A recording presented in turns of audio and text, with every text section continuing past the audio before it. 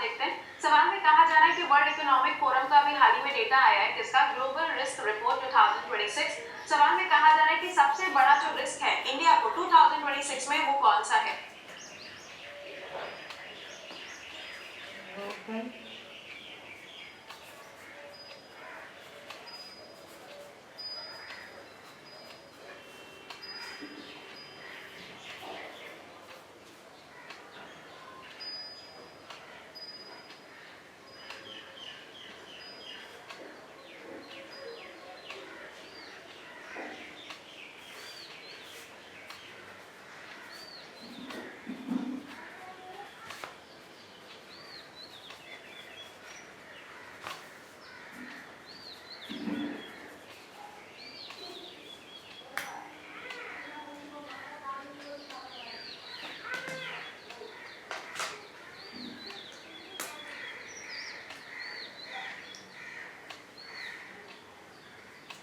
Economic forum का अभी हाल ही में डेटा आया है जिसका ग्लोबल रिस्क रिपोर्ट 2026।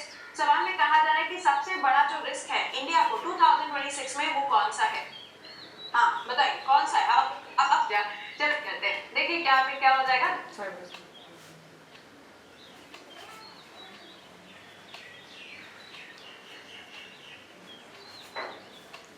जो इकोनॉमिक कॉन्फ्रेंस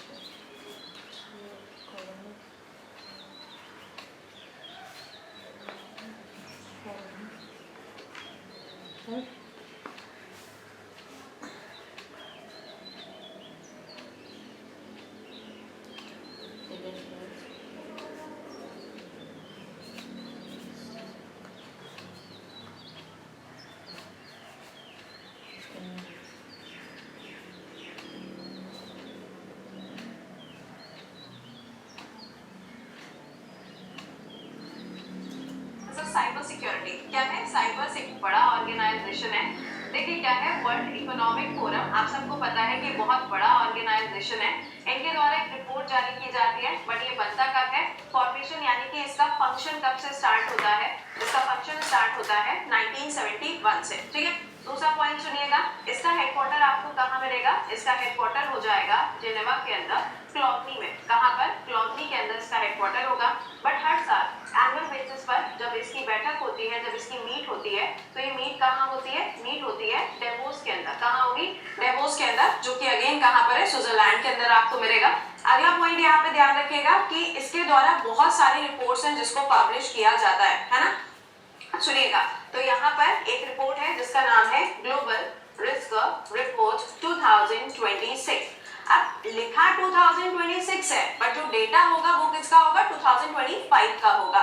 तो इनके रिपोर्ट के हिसाब से जो पूरे 1026, अब लिखा 2026 है, रिपोर्ट देगा, तो यहाँ पर बहुत सारी रिपोर्ट्स हैं जिसको पब्लिश किया जाता है। अगला पॉइंट कहाँ होगी, डेवोस के अंदर, जो कि अगेन कहाँ पर है, स्विट्जरलैंड के अंदर आपको मिलेगा। अगला पॉइंट यहाँ पे ध्यान रखिएगा कि इसके द्वारा बहुत सारी रिपोर्ट्स हैं जिसको पब्लिश किया जाता है ना। सुनिएगा, तो यहाँ पर एक रिपोर्ट है जिसका नाम है ग्लोबल रिस्क रिपोर्ट 2026। अब लिखा 2026 है, बट जो डेटा होगा वो किसका होगा, 2025 का होगा। तो इनके रिपोर्ट के हिसाब से जो पूरे वर्ल्ड के अंदर सबसे बड़ा एक रिस्क है ना, कहते हैं ना इश्क है तो भैया रिस्क तो लेने ही पड़ेगा, वही वाले रिस्क की यहाँ पे बात हो रही है। तो यहाँ पे जो रिस्क है वो क्या है, दैट इज साइबर सिक्योरिटी। क्या है, साइबर सिक्योरिटी। दूसरे नंबर पे आपको क्या देखने को मिलेगा, पहला तो साइबर सिक्योरिटी हो गया, what about the second one. Second number पे क्या होगा, सेकंड पे होगा आर्म कॉन्फ्लिक्ट, यानी कि जो लड़ाइयां हो रही है ना वो होगा। तीसरे नंबर पे क्या होगा, तीसरे नंबर पर होगा क्लाइमेट चेंज। तीसरे पे क्या होगा, क्लाइमेट चेंज। ये वर्ल्ड की बात है, ये किसकी बात हो रही है, वर्ल्ड की बात हो रही है। लेकिन अगर हम सिर्फ इंडिया की बात करें, नमस्ते, अगर हम सिर्फ और सिर्फ इंडिया की बात करें तो सिर्फ इंडिया में आप देखोगे तो इंडिया में क्या होगा, इंडिया में सबसे बड़ा जो थ्रेट है वो क्या है, वो है साइबर सिक्योरिटी। ठीक है, अच्छा इसमें बताया गया इस रिपोर्ट के अंदर, जो कि 21st एडिशन है इस रिपोर्ट का, इसके अंदर बोला गया कि इंडिया में अगर हम 2025 में देखें, इंडिया में 2025 में हम देखें तो बहुत सारे साइबर अटैक्स हुए। कई बार आपने पेपर में देखा होगा कि पूछा जाता है ट्रोजन क्या है, है ना, या मालवेयर क्या होता है, सुना है तुमने? तो यहाँ पे बताया गया है कि 2025 में अगर देखा जाए तो जो ट्रोजन मालवेयर होता है, ट्रोजन मालवेयर जो होता है ये एक तरीके का सॉफ्टवेयर होता है जो आपके सिस्टम को पूरी तरीके से हैक कर देता है। अभी हम लोगों ने देखा था कि व्हाट्सएप को रेगुलेट करने वाले भी बहुत सारे लिंक्स आते हैं, अगर उन लिंक के ऊपर क्लिक करते हो तो आपका फोन जो है वो कोई दूसरा इंसान रेगुलेट करना स्टार्ट कर देता है। तो यहाँ पे वही वाली चीज है कि ट्रोजन मालवेयर जो है इसके बहुत सारे अटैक्स देखने को मिले। दूसरा कौन सा है? दूसरा है इन्फेक्टर। दूसरा कौन सा है? इन्फेक्टर। एक तो ये हो गया मालवेयर, दूसरा ये हो गया मालवेयर। तो इसके अटैक्स जो है ना 2025 में भारत के अंदर काफी ज्यादा देखने को मिले हैं, करीबन 369.01 मिलियन इतने आपको अटैक्स पूरे 2025 में सिर्फ और सिर्फ इंडिया के अंदर देखने को मिले। जय Hind, very good morning. Class में डोनाल्ड ट्रंप आया, डोनाल्ड ट्रंप जय हिंद बोल रहे, ओ भाई साहब। ओके, तो ये यहाँ से ध्यान रखिएगा इस रिपोर्ट के बारे में। अच्छा, इनके द्वारा कोई और भी रिपोर्ट जारी की जाती है? हाँ, की जाती है। तो पहला, दूसरा, तीसरा तो मैंने आपको बता दिया, इसे याद रखिएगा। बाकी रिपोर्ट्स कौन सी हैं सुनिएगा। सबसे पहले आती है ट्रैवल एंड टूरिज्म। क्या है? Travel and tourism. इसके अंदर ये रैंकिंग भी जारी करते हैं और इंडिया इसमें कहाँ आएगा? इंडिया इसमें 39 नंबर पर आपको देखने को मिलेगा। दूसरी रिपोर्ट यहाँ पे कौन सी इनके द्वारा जारी की जाती है? रिस्क हो गया, ये हो गया। एक आती है आपकी global competitiveness, global competitiveness report आती है। एक आती है आपकी ग्लोबल लेवल पर gender gap index, gender gap index. ये 3-4 रिपोर्ट्स हैं जो हमेशा पूछी जाती हैं किसके अंदर? वर्ल्ड इकोनॉमिक फोरम के अंदर।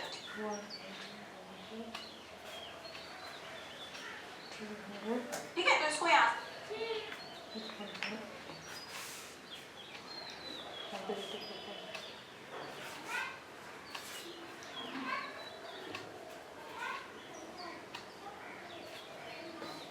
से ध्यान रखना। ग्लोबल कॉम्पिटिटिवनेस रिपोर्ट आती है। एक आती है आपकी ग्लोबल लेवल पर gender gap index, gender gap index. ये 3-4 रिपोर्ट्स हैं जो हमेशा पूछी जाती हैं किसके अंदर? वर्ल्ड इकोनॉमिक फोरम के अंदर। ठीक है, तो इसको यहाँ से ध्यान रखिएगा। Very good, very good. Nikita, Avinash, good. तो ये हो गए यहाँ पे अदर रिपोर्ट्स के बारे में। तो इंडिया को किससे खतरा है वो आपने जान लिया, अपने काम का वही है।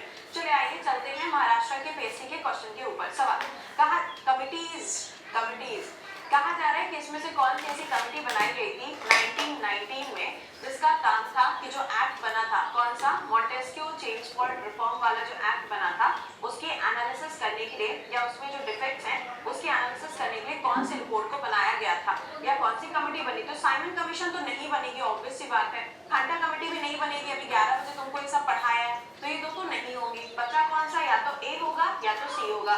तो देखो ए और सी कहीं साथ में दिख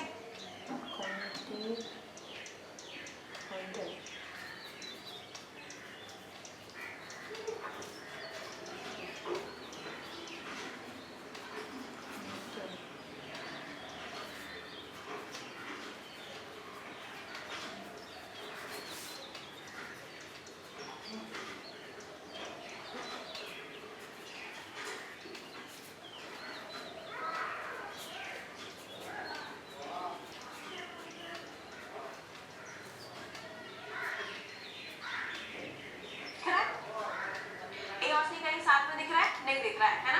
तो यहाँ पर क्या हो जाएगा? ए और सी अलग अलग होगा। अब देखो सी कहीं अलग दिख नहीं रहा है, तो ये काटो, ये काटो, ये भी काटो, बचा क्या? Only A is the correct answer.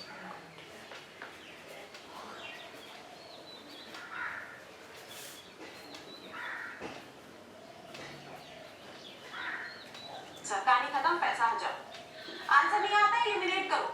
जरूरी नहीं है तुम्हें हर क्वेश्चन का आंसर आ जाओ, but you should know the elimination. Elimination is must. तो इसका आंसर क्या होगा? अभिषेक, बिल्कुल सही। इसका आंसर बनेगा यहाँ पे मुदिमन कमेटी। और ये ध्यान रखिएगा कि जो कमेटी है आगे जाके इसको इंक्वायरी कमेटी का नाम भी दिया जाता है। इंक्वायरी कमेटी इसको कब बोलते हैं? 1924 में यहाँ पर इसको इस कमेटी के नाम से जानते हैं। अगला कहा जा रहा है कि लॉर्ड हार्डिंग का जो टाइम था इंडिया के अंदर, उस टाइम पे इनमें से कौन सी लड़ाई देखने को मिलती है? बताइए। उस टाइम पे आपने कोहिनूर का नाम भी सुना होगा, बताओ कौन सी हो जाएगी? तो ये होगी एंग्लो सिख वॉर। कौन सी होगी? Anglo Sikh war. अरे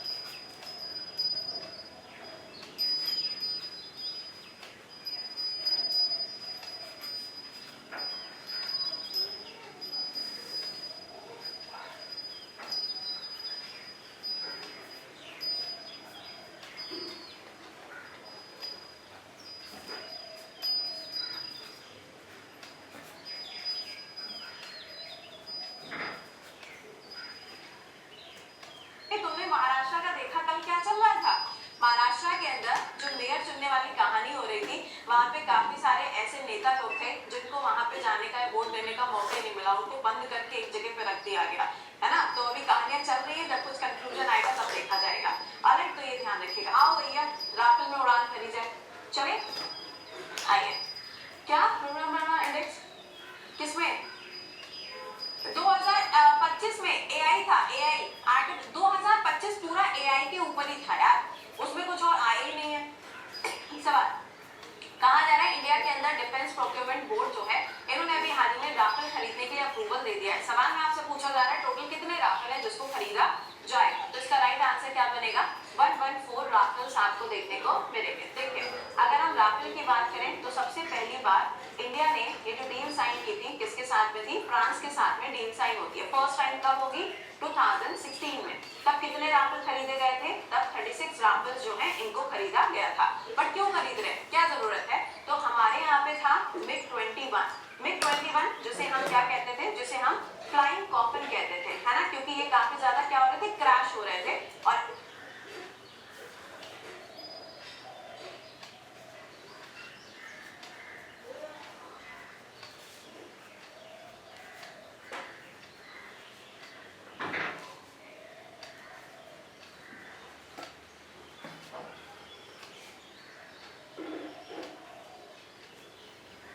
इसे हम तो तब 36 फर्स्ट टाइम कब होगी 2016 में। तब कितने राफेल खरीदे गए थे, तब 36 राफेल जो है इनको खरीदा गया था। बट क्यों खरीद रहे हैं, क्या जरूरत है, तो हमारे यहाँ पे था मिग 21 जिसे हम क्या कहते थे, जिसे हम फ्लाइंग कॉफिन कहते थे, है ना, क्योंकि ये काफी ज्यादा क्या हो रहे थे, क्रैश हो रहे थे। और इसको इंडिया ने कहां से लिया था, इसको इंडिया ने लिया था रशिया से। ये बहुत पुराने हो गए थे, क्या हो गया था, ये बहुत पुराना हो गया था, डिसॉल्व। ओके अब यहाँ पर क्या है, हमने राफेल खरीदे थे 36। ओके कंपनी कौन सी है, कंपनी है डेसॉल्ट कंपनी।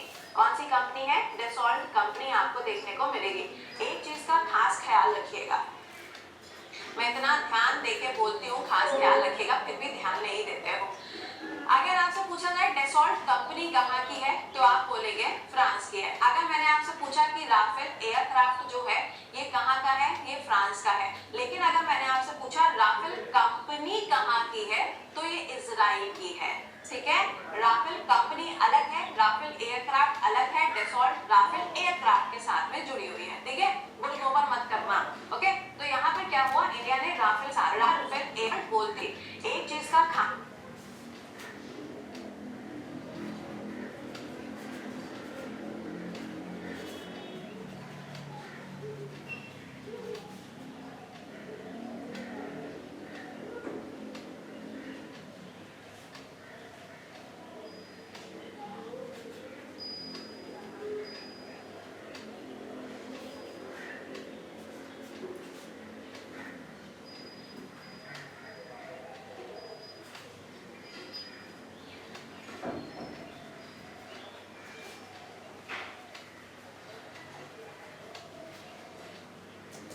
ख्याल रखिएगा, मैं इतना ध्यान देके बोलती हूँ, खास ख्याल रखिएगा, फिर भी ध्यान नहीं देते हो। अगर आपसे पूछा जाए डेसॉल्ट कंपनी कहाँ की है, तो आप बोलेंगे फ्रांस की है। अगर मैंने आपसे पूछा कि राफेल एयरक्राफ्ट जो है ये कहाँ का है, ये फ्रांस का है। लेकिन अगर मैंने आपसे पूछा राफेल कंपनी कहाँ की है, तो ये इजराइल है। अगर आपसे पूछा जाए डेसॉल्ट कंपनी कहाँ की है, तो आप बोलेंगे फ्रांस की है। अगर मैंने आपसे पूछा कि राफेल एयरक्राफ्ट जो है ये कहाँ का है, ये फ्रांस का है। लेकिन अगर मैंने आपसे पूछा राफेल कंपनी कहाँ की है, तो ये फ्रांस की है। अगर आपसे पूछा जाए डेसॉल्ट कंपनी कहाँ की है, तो आप बोलेंगे फ्रांस की है। अगर मैंने आपसे पूछा कि राफेल एयरक्राफ्ट जो है ये कहाँ का है, ये फ्रांस का है। लेकिन अगर मैंने आपसे पूछा राफेल कंपनी कहाँ की है,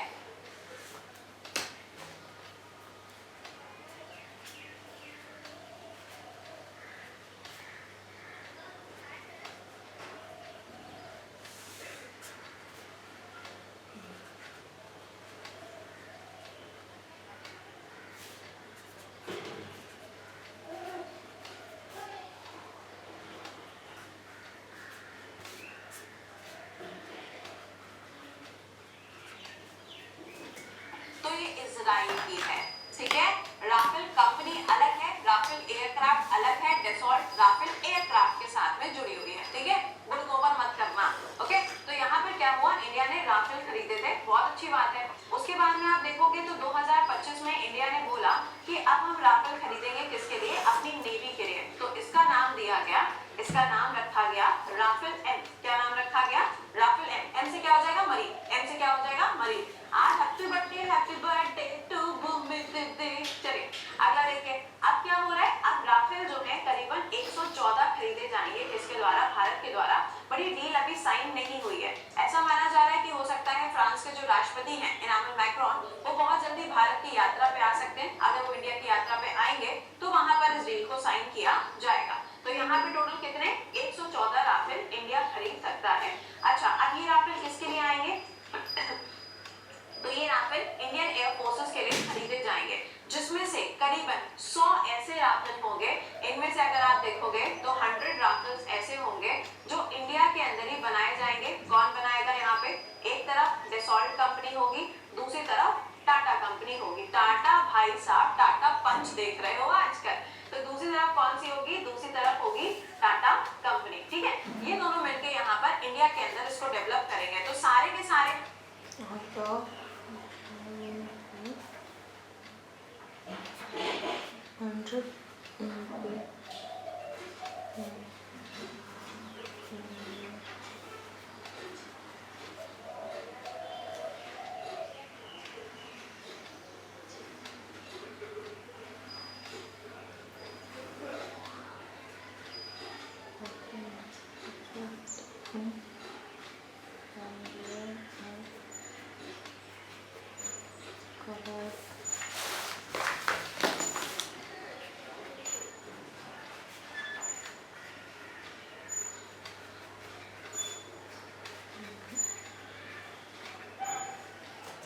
खरीदेंगे, बट यहाँ पर इसको डेवलप कहाँ करेंगे, हम इंडिया के अंदर मैक्सिमम इनको डेवलप किया जाएगा। ठीक है, तो ये यहाँ पर इनकी डील है। चलो फाइन। अब मुद्दा यहाँ पे ये है कि राफेल के फीचर्स क्या हैं, और अगर मान लीजिए कि हम ऐसी डील साइन करते हैं तो इससे हमें कुछ और एक्स्ट्रा प्रॉफिट होगा। देखो होता क्या है यहाँ पर कि ये जो एयरक्राफ्ट होते हैं ना, हम एयरक्राफ्ट तो खरीद लेते हैं, लेकिन इसके अंदर आप देखोगे तो एक ऐसी चीज होती है जो अक्सर कंट्रीज अपनी नहीं बेचते दूसरे देशों को, उसे हम कहते हैं सोर्स कोड। क्या बोलते हैं उसे हम कहते हैं सोर्स कोड। अब बात यहाँ पर ये है कि सोर्स कोड होता क्या है। सोर्स कोड का मतलब है, जैसे कि मान लो तुमने ये खरीद लिया है ना, सपोज करो यहाँ पे शिवा ने क्या किया, राफेल अपने लिए खरीद लिया। फाइन, अब शिवा ने राफेल को खरीद लिया, लेकिन आने वाले टाइम में राफेल को ये मॉडिफाई करना चाहते हैं, या फिर राफेल को पूरी तरीके से शिवा जो है वो रेगुलेट करना चाहता है। तो इसके लिए इसके पास में सोर्स कोड होना जरूरी है। सोर्स कोड उसी कंट्री के पास में होता है जिसने उसको सबसे पहली बार बनाया होता है। तो अक्सर कंट्रीज जो है सोर्स कोड बेचती नहीं है, तो इंडिया चाहता है कि भैया हमको सोर्स कोड भी मिल जाए, ताकि इन फ्यूचर अगर हम इसको रीडेवलप करना चाहें या अगर इसमें कुछ हम एडवांसमेंट लाना चाहें तो वो हम कर सके। लेकिन डसॉल्ट कंपनी ने सीधा मना कर दिया है अभी फिलहाल के लिए। तो आगे क्या होगा वो तो वक्त बताएगा, लेकिन हम चलते हैं राफेल की तरफ। हाँ पे स्पीड कितनी हो जाएगी, राफेल की स्पीड बताओ कितनी होगी मुन्ना, और बच्चों वाला सवाल पूछा है, राफेल की स्पीड कितनी होगी, बोलो। राफेल की स्पीड कितनी होगी, 1.8 मैक आपको राफेल की स्पीड देखने को मिलेगी। अगर देखा जाए तो इसमें कितने इंजन होते हैं, तो इसमें ट्विन इंजन होते हैं। कितने सीटर होती है, ये आपकी डबल सीटर आपको देखने को मिलती है। ठीक है, उसके बाद में अगर आप देखोगे तो ये जो राफेल है इसको उड़ाने वाली सबसे पहली फीमेल का नाम बताइएगा।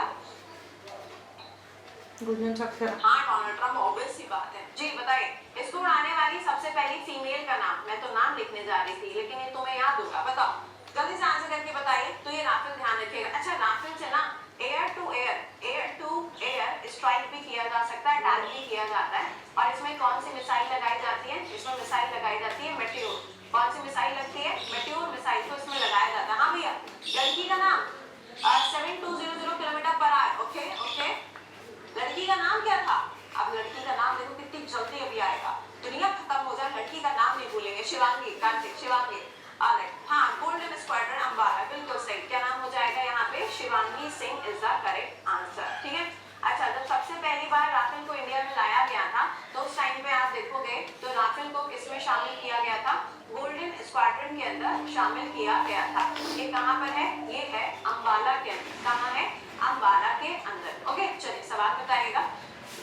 कहा जा रहा है कि महात्मा गांधी जी का जो नाम है जब वो इंडिया के अंदर आते हैं 1915 में, तो इनमें से कौन कौन से ऐसे मिशन रहे हैं जिसके अंदर इन्होंने पार्टिसिपेट किया था, बताइए। तो देखो सबसे पहला है चंपारण, ऑलराइट। दूसरा लिखा हुआ है लैंड रेवेन्यू प्रॉब्लम खेड़ा के अंदर, करेक्ट है। तीसरा लिखा हुआ है कि जो मिल वर्कर्स है अहमदाबाद के अंदर। चौथा लिखा हुआ है separate electorate for the Muslims. हाँ, तो यहाँ पे ये नहीं होगा, कौन सा?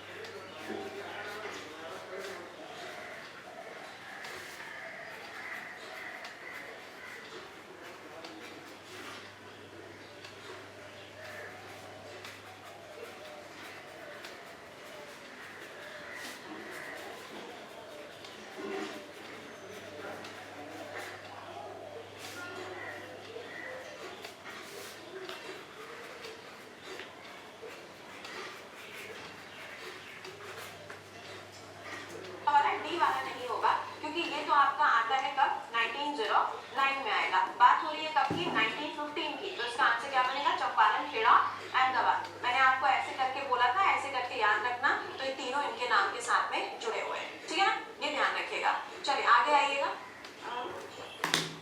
अब आखिरी के टाइम में क्या अच्छी तैयारी करें, 11 बजे के क्लास को रेगुलर करें, 7 बजे के क्लास को रेगुलर करें, बाकी सेट है मामला, ठीक है। चलो आ जाओ, ये देखिए, ये है कोकोनट ट्रीज। ओके, सवाल कहा जा रहा है कि एक तो अभी कुछ दिन पहले हमने तुमको मस्टर्ड वाली बीमारी पढ़ाई थी, ठीक है। अब एक और बीमारी सुर्खियों में आ गई है आजकल पेपर के अंदर। डिजीज के अंदर बैक्टीरिया, वायरस, फंजाई, ये जो अलग अलग वाली है ना, वो पूछी जा रही है, जो कि लेटेस्ट में है। तो लेटेस्ट वाली भी याद रखिएगा। सवाल कहा जा रहा है कि कोकोनट रूट विल्ट डिजीज, अभी हाल ही में इसके केसेस पाए जा रहे हैं। किसके अंदर, कोकोनट के अंदर। आपको बताना है कौन से राज्यों में इसके केसेस आपको देखने को मिल रहे हैं, बताइए। इसका राइट आंसर क्या हो जाएगा, this is Kerala, Tamil Nadu and Karnataka. आइए बात करें किसकी, कोकोनट की। कोकोनट सभी लोग जानते हैं नारियल होता है ना। इसका मैक्सिमम प्रोडक्शन अगर आप देखोगे तो कहाँ होता है, केरला में होता है, या फिर अंडमान एंड निकोबार में आपको मिलेगा। आप कोकोनट जो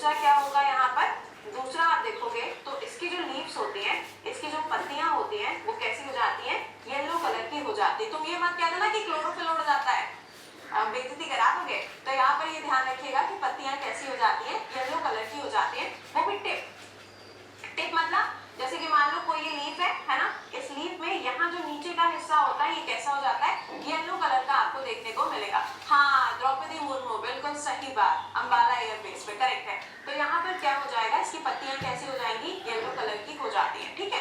अच्छा, तो क्या ये एक एक करके दूसरी दूसरी पत्तियों में भी फैलता जाता है? जी हाँ, ये यहाँ पर आप देख पाओगे, देखो आपको येलो शेलो दिखाई दे रहा होगा, ये क्या होता है, ये यहाँ पे फैलता है, किसकी वजह से, वेक्टर की वजह से। अब वेक्टर कौन होता होगा, एक इंसेक्ट होता है। वेक्टर कौन, वेक्टर मतलब एक जगह से दूसरी जगह फैलाने वाला, वो कौन सा होता है, वो यहाँ पे होता है इंसेक्ट। कौन होता है, इंसेक्ट आपको देखने को मिलेगा। अब इंसेक्ट का नाम क्या होता है, लिख लीजिएगा, प्रोटिस्टा मोस्टा। क्या नाम है, प्रोटिस्टा मोस्टा, ये यहाँ पे इसका इंसेक्ट का नाम हो जाएगा, ठीक है। तो इसके केसेस केरला, तमिल एंड कर्नाटका के अंदर काफी ज्यादा देखने को मिल रहे हैं। अच्छा, इसी के साथ में एक और नाम चल रहा है, वो है डुगोंग फिश का।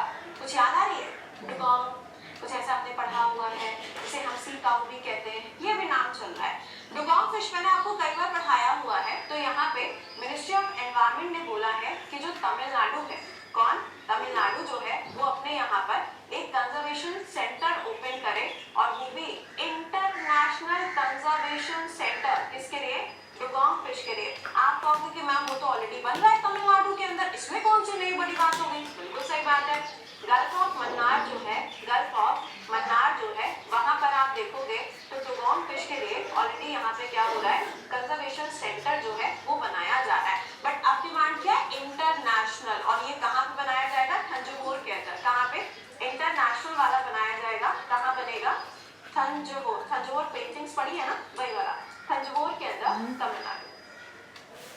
ओके, बृहदेश्वर टेम्पल वही वाली जगह है। ओके, तो यहाँ से ध्यान रखिएगा, अभी हाल ही में इसके बारे में बातें जो हैं वो यहाँ पे चल रही हैं, किसके लिए, डुगोंग फिश के लिए। बाकी यहाँ पे कोकोनट वाला ध्यान रखिएगा, कौन कौन से एरियाज में इसके केसेस आपको देखने को मिल रहे हैं। ओके, चलिए मैच करिएगा, राइट। देखो सबसे पहला यहाँ पे लिखा हुआ है second session of Congress, third session of Congress, fourth session of Congress and fifth session of Congress, right. इसमें देखो इधर की तरफ आपको तैयब जी का नाम दिखाई दे रहा है। आप सबको पता है कि फर्स्ट मुस्लिम प्रेसिडेंट बनते हैं जिन्होंने आईएनसी को हेड किया था, सबको मालूम है ये बात। अब इसको मैच करके जरा बता दीजिए, हाँ भैया मैच करके जरा बता दीजिए, कर लोगे मैच, लगाओ बड़ा टिक, टिक लगाओ बड़ा टिक टिक, देखें कौन सही मैच करता है, जल्दी मैच करो। हाँ, कल्प सुबह एंड कल्प वेराइटीज आई थी केडी, बिल्कुल सही। इसको मैच करिए जल्दी जल्दी।